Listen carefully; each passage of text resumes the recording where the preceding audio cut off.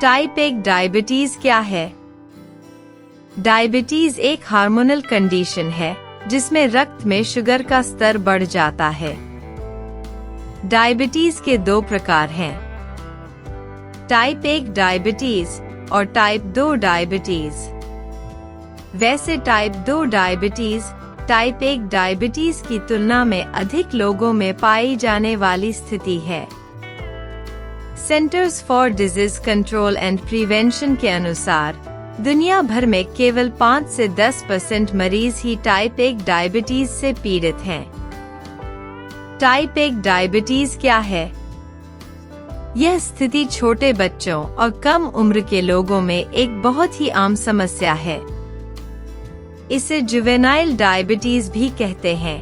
Type 1 diabetes में आपकी immune cells आपके पैनक्रियाज यानी अग्नाशय में बीटा सेल्स को नुकसान पहुंचाती हैं। बीटा सेल्स इंसुलिन हार्मोन्स का निर्माण करती हैं। इसका मतलब है कि इन सेल्स को नुकसान पहुंचने पर पर्याप्त मात्रा में इंसुलिन नहीं बन पाता।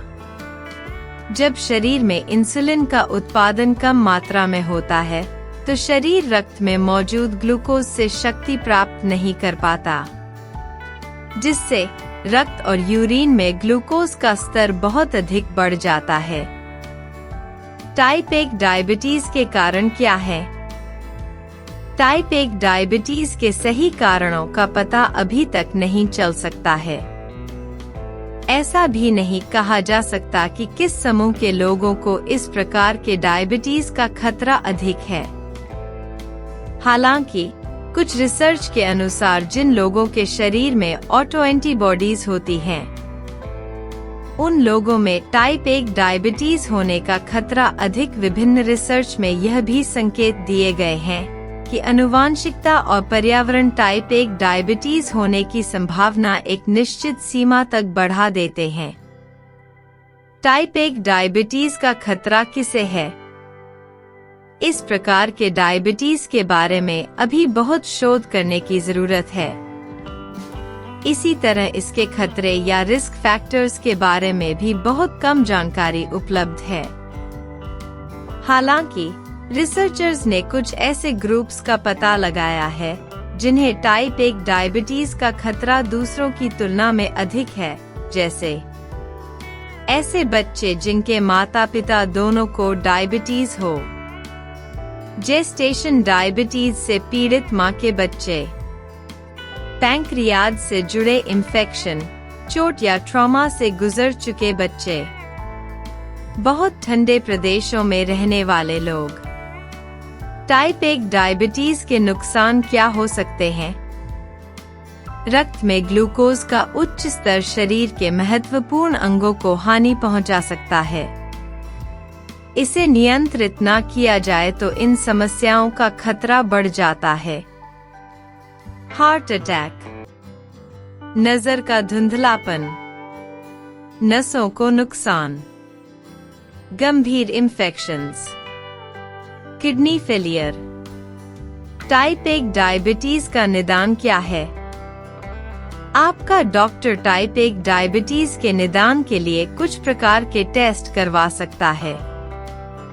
ग्लूकोज टेस्टिंग, दिन के किसी विशेष समय पर आपके शरीर से रक्त का नमूना लेकर उसमें ग्लूकोज के स्तर की जांच की जाती है। 200 mg/dl या उससे अधिक की रीडिंग डायबिटीज का संकेत हो सकती है। Post prandial plasma glucose test, अगर ब्लड टेस्ट में ब्लड ग्लूकोज लेवल की रीडिंग बहुत हाई आती है तो आपको इस तरह का टेस्ट कराने के लिए कहा जा सकता है।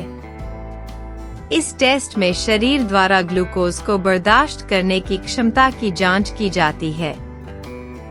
आपको लगभग 75 ग्राम ग्लूकोज लेने की सलाह दी जा सकती है।